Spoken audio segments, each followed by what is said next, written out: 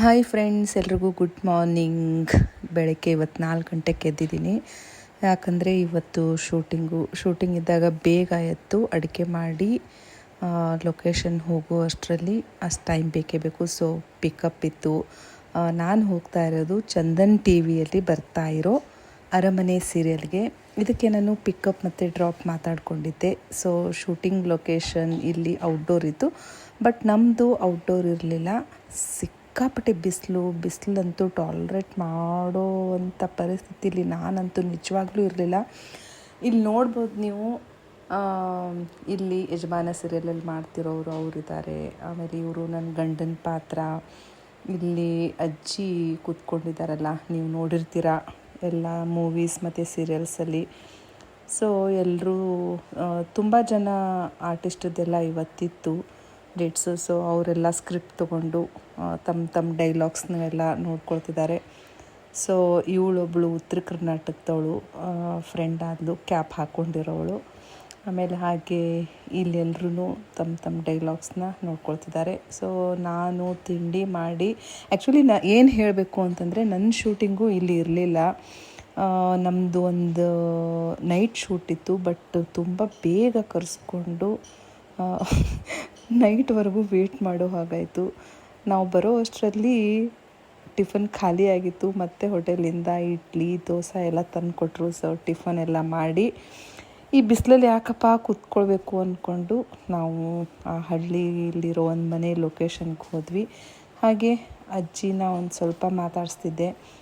ಅವರು ನಿನ್ನನ್ನೆಲ್ಲೋ ನೋಡಿದ್ದೀನಿ ಅಂತಂದರು. ಇಲ್ಲ ಅಮ್ಮ, ನೀವು ಯಾವತ್ತೂ ಮೀಟ್ ಮಾಡೇ ಇಲ್ಲ ಅಂತ ಅವ್ರಿಗೆ ನಾನು ಹೇಳ್ತಾ ಇದ್ದೆ. ಹಾಗೆ ಇಲ್ಲಿ ಪಕ್ಕದಲ್ಲಿ ಮಾವಿನಕಾಯಿ ಮರ ಇತ್ತು. ಹಾಗೆ ಓಡಾಡ್ಕೊಂಡು ಒಂದು ಮಾವಿನಕಾಯಿ ತೊಗೊಂಡೆ. ಅದನ್ನು ಒಂದು ಸ್ವಲ್ಪ ಹೊತ್ತಾದ್ಮೇಲೆ ತಿಂದೆ. ಅಜ್ಜಿನ ಮೀಟ್ ಮಾಡಿ ನಿಜವಾಗ್ಲೂ ತುಂಬ ಖುಷಿ ಆಯಿತು ಫ್ರೆಂಡ್ಸ್. ನಾನು ಮೊದಲೇ ಹೇಳಿದ ಹಾಗೆ ಅಲ್ಲಿ ನಮ್ಮ ಶೂಟ್ ಇರಲಿಲ್ಲ. ಸೊ ಇಲ್ಲಿ ಹಳ್ಳಿಲಿರೋ ಒಂದು ಪಕ್ಕದ ಮನೆಗೆ ನಾನು ಮತ್ತು ಇವರು ಒಬ್ಬರು ಆರ್ಟಿಸ್ಟು. ಸೊ ಇಬ್ಬರು ಬಂದು ಇಲ್ಲೇ ಸಾಯಂಕಾಲವರೆಗೂ ಟೈಮ್ ಪಾಸ್ ಮಾಡಿದ್ವಿ. ಅಲ್ಲೇ ಕಟ್ಟೆ ಮೇಲೇ ಮಲಗಿದ್ವಿ, ಕಟ್ಟೆ ಮೇಲೇ ಊಟ ಮಾಡಿದ್ವಿ. ಸೊ ಚೆನ್ನಾಗಿತ್ತು, ರೆಸ್ಟ್ ಆಯಿತು ಸಾಯಂಕಾಲದವರೆಗೂ. ಹಾಗೆ ನಮ್ಮದು ಶೂಟಿಂಗ್ ಇದೆ ಅಂತ ಹೇಳಿದಾಗ ನಾನು ಕಾಸ್ಟ್ಯೂಮ್ಸ್ ಎಲ್ಲ ಹಾಕ್ಕೊಂಡು ರೆಡಿ ಆಗ್ತಿದ್ದೆ. ಅಷ್ಟರಲ್ಲಿ ಎರಡು ವಿಗ್ಸ್ ಇತ್ತು. ಸೊ ಅದನ್ನು ಸುಮ್ಮನೆ ಹಂಗೆ ಟ್ರೈ ಮಾಡಿದೆ. ಏನೋ ಒಂಥರ ಕಾಮಿಡಿ ಪೀಸ್ ಥರ ಕಾಣ್ತಾ ಇದ್ದೀನಿ ಅಲ್ವಾ ಫ್ರೆಂಡ್ಸ್? ಇದು ಒಂದು ಕ್ಯಾರೆಕ್ಟರ್, ಅದರಲ್ಲಿ ಬರೋವಂಥ ಒಂದು ಬ್ರಿಟಿಷ್ ಅಧಿಕಾರಿಯ ಒಂದು ಕ್ಯಾರೆಕ್ಟರ್ ವಿಗ್ದಿದು. ನನಗೆ ಯಾಕೋ ಚೆನ್ನಾಗಿ ಅನ್ನಿಸ್ತು. ಒಂದು ಸರಿ ಟ್ರೈ ಮಾಡಬೇಕು ಅಂತ ಹಾಕ್ಕೊಂಡು ನೋಡಿದೆ ಅಷ್ಟೇ. ಅರಮನೆ ಸೀರಿಯಲಲ್ಲಿ ಬರ್ತಿರೋ ಬ್ರಿಟಿಷ್ ಅಧಿಕಾರಿ ಮನ್ರೋ ಅಂತ ನೀವು ನೋಡಿದರೆ ನಿಮಗೆ ನೆನಪಾಗ್ಬೋದು.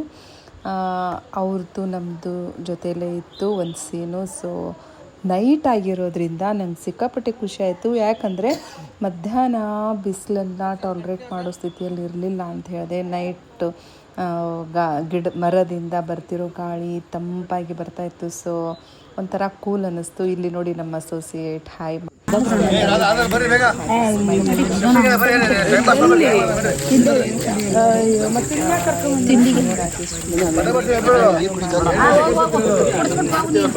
ತೆಗಿಯೋಕ್ಕಾಗಲಿಲ್ಲ, ಯಾಕಂದರೆ ಲೈಟ್ಸ್ ಶೂಟಿಂಗ್ ಆನ್ ಮಾಡಿರಲಿಲ್ಲ.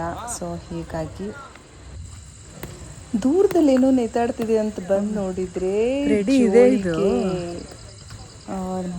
ಅಂದರೆ ನನ್ನ ಮಗುವಿನ ನಾಮಕರಣ ಸೀನ್ ಇತ್ತು. ಅಲ್ಲಿ ಎಷ್ಟು ಚೆನ್ನಾಗೆಲ್ಲ ಡೆಕೋರೇಟ್ ಮಾಡಿದ್ರು ಅಂದರೆ, ಅಲ್ಲಿರೋ ಅಂಥ ಎಲೆಗಳನ್ನೆಲ್ಲ ತೆಗೆದು ಅದನ್ನೇ ಡೆಕೋರೇಷನ್ ಮಾಡಿದರು. ಹಾಗೆ ಒಂದು ಹಸಿರು ಸೀರೆನ ಇಲ್ಲಿ ನೋಡ್ಬೋದು ನೀವು, ಇಲ್ಲಿ ಗೊತ್ತಾಗುತ್ತೆ. ಸೊ ಕತ್ಲಿರೋದ್ರಿಂದ ಅಷ್ಟೊಂದು ಚೆನ್ನಾಗಿ ನನಗೆ ವಿಡಿಯೋ ಮಾಡೋಕ್ಕಾಗಲಿಲ್ಲ, ಬಟ್ ತುಂಬ ಚೆನ್ನಾಗಿತ್ತು, ತುಂಬ ಕ್ಯೂಟಾಗಿತ್ತು.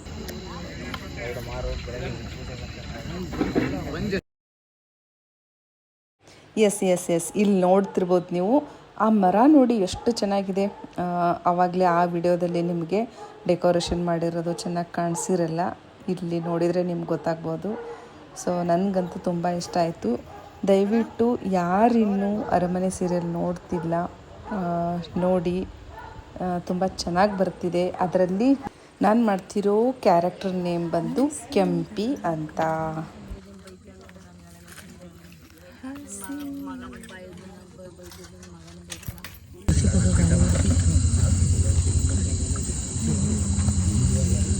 ವಿಶಾಲ್ ಸರ್, ಹಾಂ ಓಕೆ ವಿಶಾಲ್ ಸರ್